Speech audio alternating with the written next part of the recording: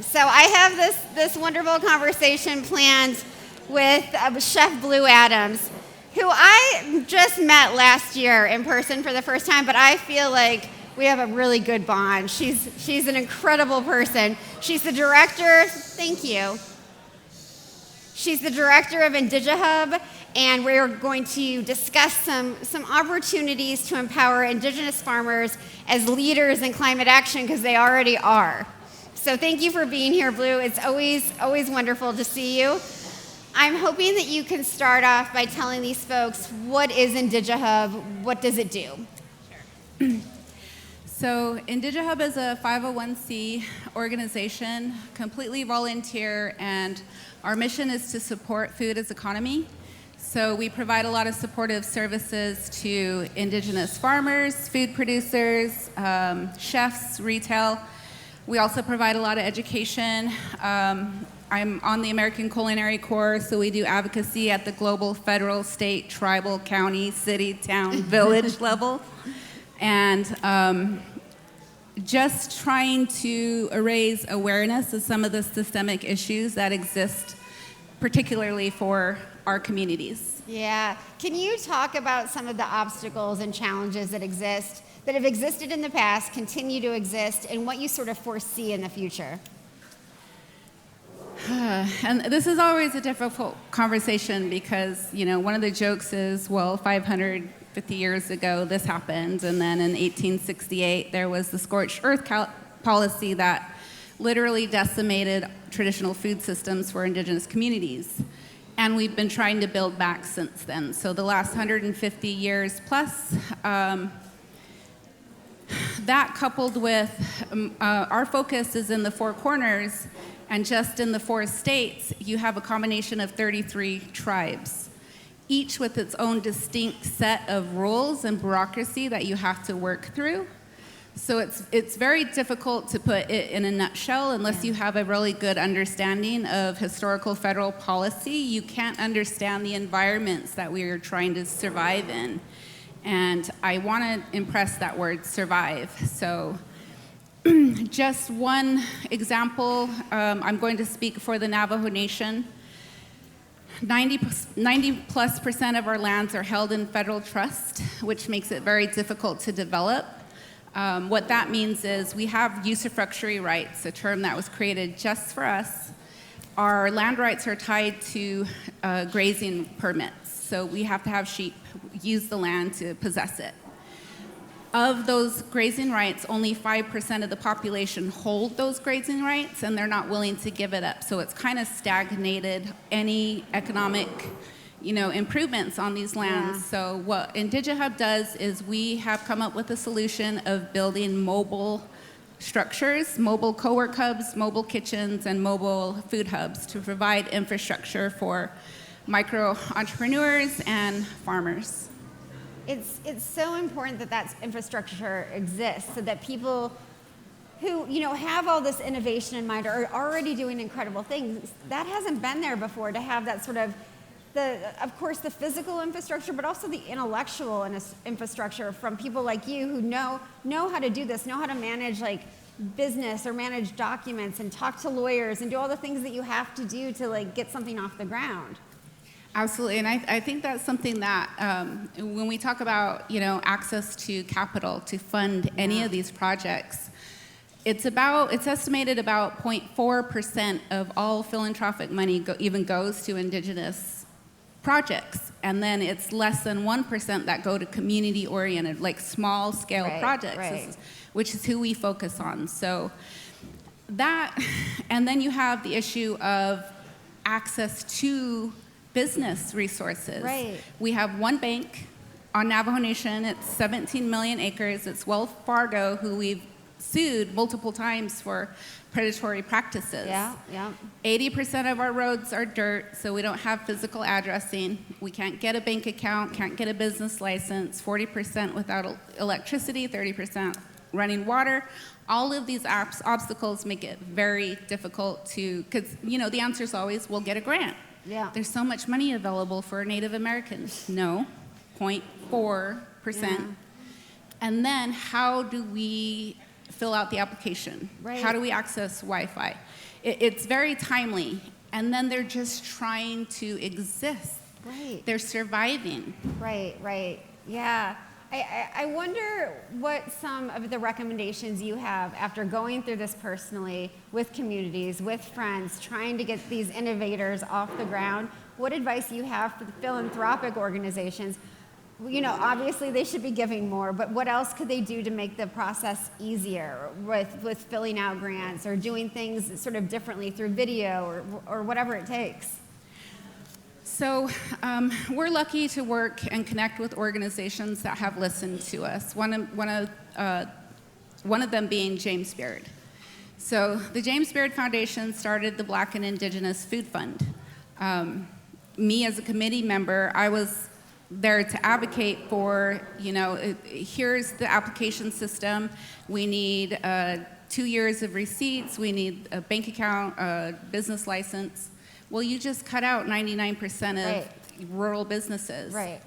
It literally a conversation, and they changed the entire application to accommodate and, you know, just give us some receipts, pictures of your food, show us your food stand, because we have a gray economy.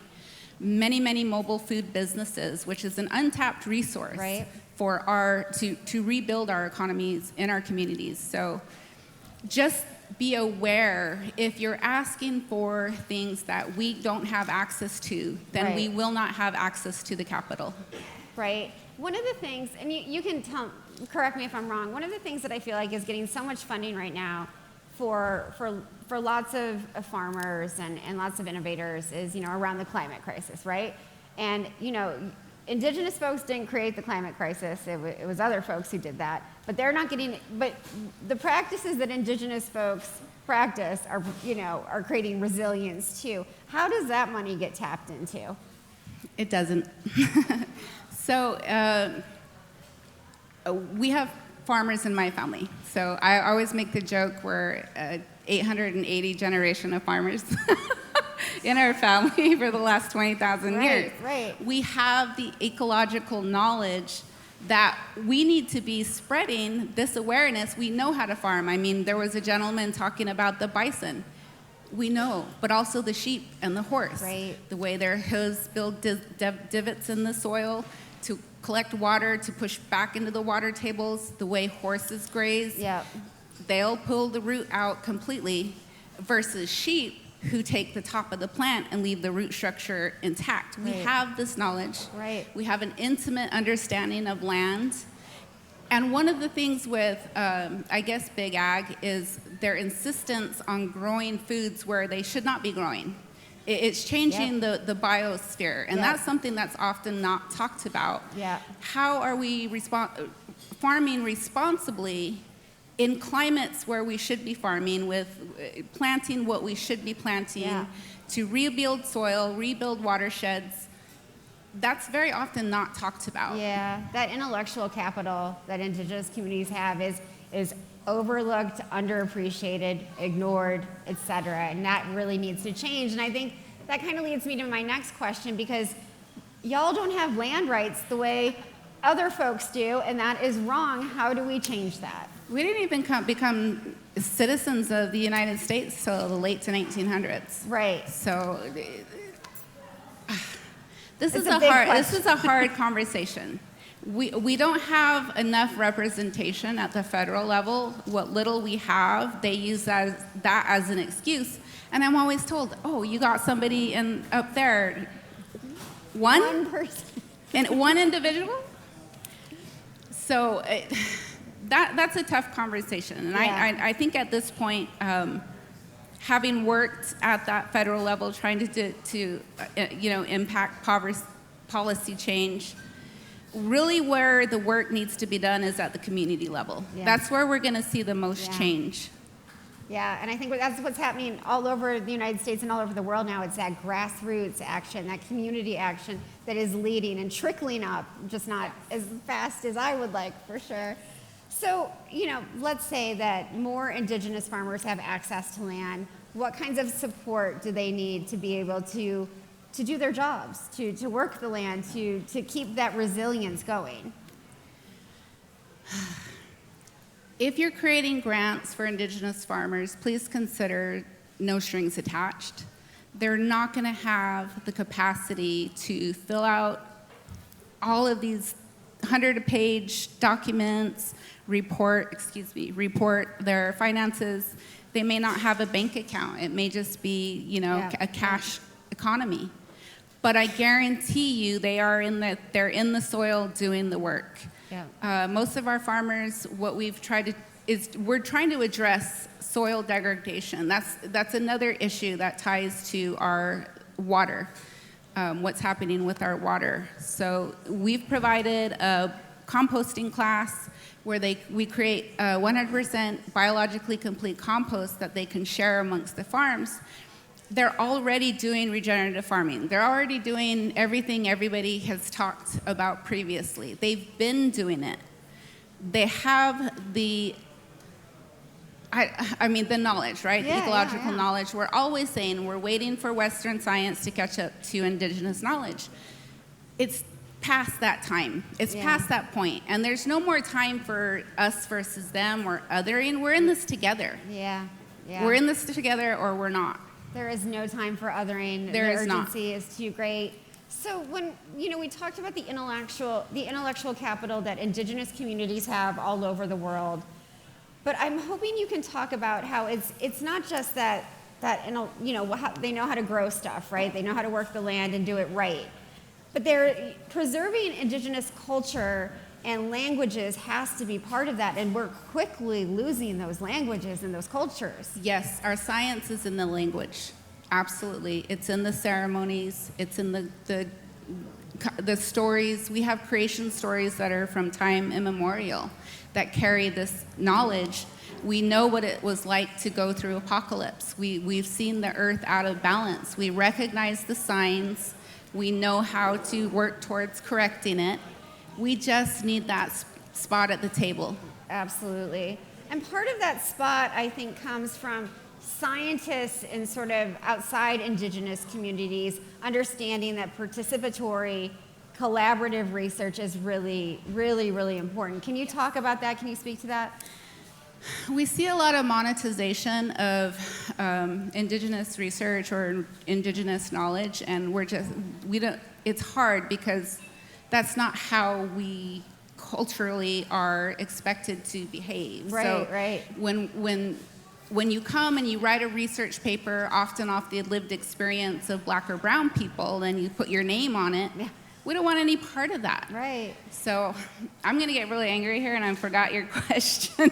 No. I think you're on it already. It's like, so how can we in this room and the folks who are listening online encourage the scientific community that are not Indigenous to collaborate instead of being assholes? I think that's knowledge is collaborative. There is no ownership. And we joke about land back. Land back isn't possession, it's stewardship. Yeah. You cannot possess the land without oppressing people. Yeah. Bleu Adams gave me chills just now, so I just need to talk about that for a second and find my center again. Let's go back to climate for a minute because it's always on my mind. I know it is on yours too. How do we still find a way to dig into that climate finance? There's so much money there, and I want to get into that a little. I know I already asked you this question, but I feel like it's so pertinent to what's happening and what so many big philanthropic organizations are just so focused on.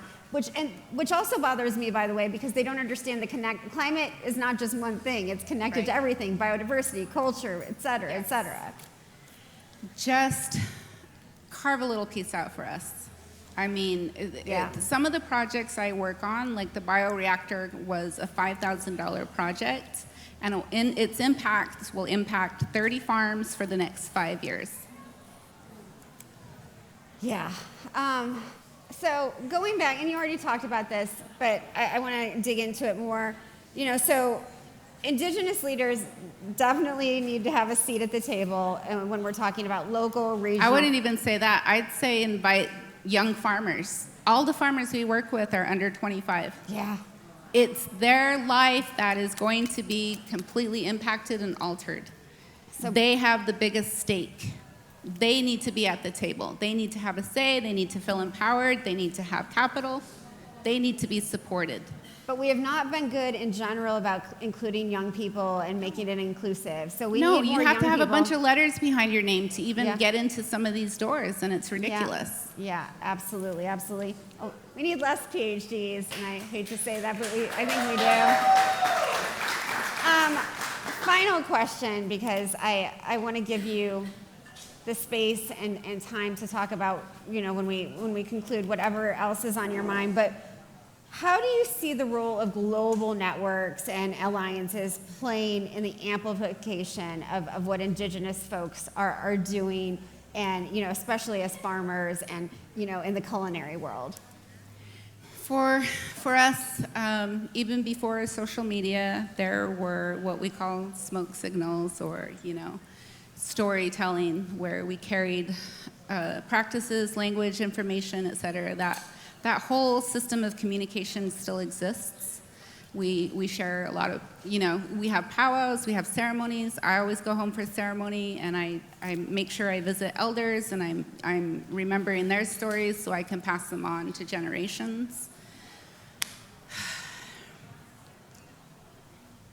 We just need more storytellers. And so that's why I appreciate being a part of this. Oh, no. That's why I really appreciate you making space for all the storytellers that came today. That's how we make the most, because how do you all feel when somebody from your community is up there just advocating and sharing what they know and sharing their knowledge and wanting to collaborate and inviting you into spaces and wanting to feed you? That has greater impact than even, reading a research paper. And I think your work with the Culinary Corps, with James Beard, that allows so much different kinds of storytelling through dinners and food events and all of these things. It's so needed, and yet we're not propping it up enough. No, and Indigenous perspectives are so varied, from our fisher people to our desert farmers, our hairy desert farmers, our milpause farmers. So much information there ready to be had. You just have to ask. Bleu, I want to ask you a personal question. You can say no. I feel like so much burden is placed on you. I can see when I'm talking to you, I feel like some of the pain and the trauma come out as you tell these stories. We place a lot of burden on Indigenous and brown and black folks to keep telling these stories. We all need to do the work too, and I said this earlier, this is not a one-day conference, seminar, whatever. This is a life's work that we all have to be part of.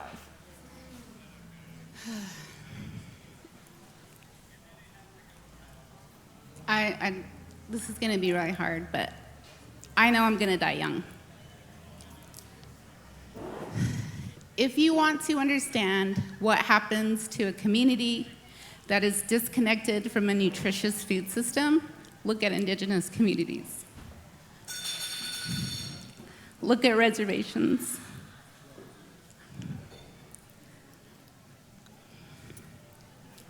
It's not just health disparities. It's not just the high rates of diabetes, cancers. It's the homicides. It's the suicides.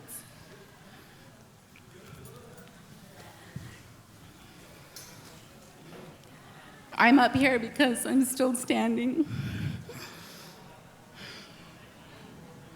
And I have 3 siblings that have passed. Thank you, Elena. We're seeing these statistics trend at a global level. Something needs to change. Something needs to change. You have been such a huge part of that change. I can't thank you enough for being here with me and telling your story. I love you so much. I'm going to hug you, and we can end this. Thank you. Thank you.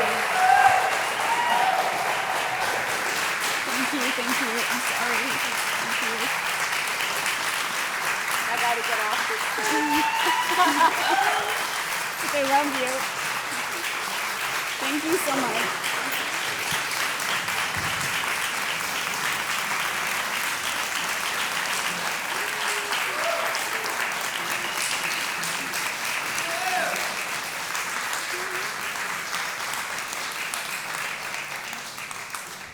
chefs like Bleu Adams play such a critical role as connectors in our food and agriculture systems.